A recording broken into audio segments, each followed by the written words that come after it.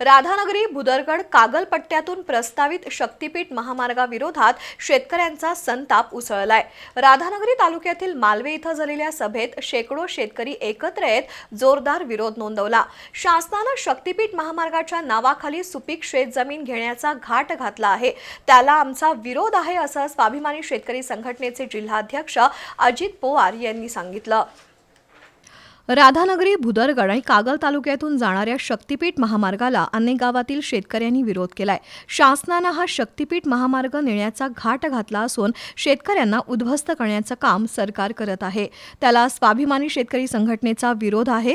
तरीही हा प्रकल्प रेटण्याचा प्रयत्न झाला तर रक्ताचे सडे पडतील। मात्र हा शक्तीपीठ महामार्ग होऊ देणार नाही असा इशारा शेकडो शेतकऱ्यांनी आणि स्वाभिमानी शेतकरी संघटनेचे जिल्हाध्यक्ष अजित पवार यांनी दिलाय। मालवे इथं झालेल्या सभेत शक्तीपीठ महामार्गाला विरोध करण्यात आला। हा प्रकल्प म्हणजे शेतकऱ्यांना उद्ध्वस्त करण्याचा प्रयत्न आहे, शक्तीपीठ महामार्ग होऊ देणार नाही असा इशारा देण्यात आलाय। यासाठी आम्ही गेल्या 1.5 वर्षापासून प्रचंड प्रमाणात असा या शक्तीपीठ महामार्गाला विरोध केलेला आहे।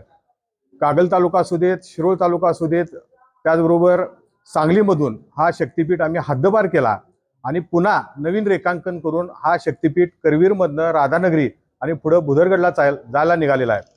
आज राधानगरी तालुक्यातल्या 7 ते 8 गावातील शेतकरी बांधव या ठिकाणी जमलेले आहेत आणि त्यांच्या तीव्र अशा भावना आहेत, आमच्या भागातून किंवा आमच्या जमिनीतून हा शक्तीपीठ महामार्ग आम्ही जाऊन देणार नाही, अशा पद्धती त्यांची प्रखर अशी भूमिका आहे। आमच्या पिढ्यानपिढ्या कसलेल्या जमिनी, घरदार आणि उपजीविकेचा आधार असलेली शेती हिरावून घेतली जाणार असेल तर आम्ही शांत बसणार नाही अशी भूमिका शेतकऱ्यांनी मांडली।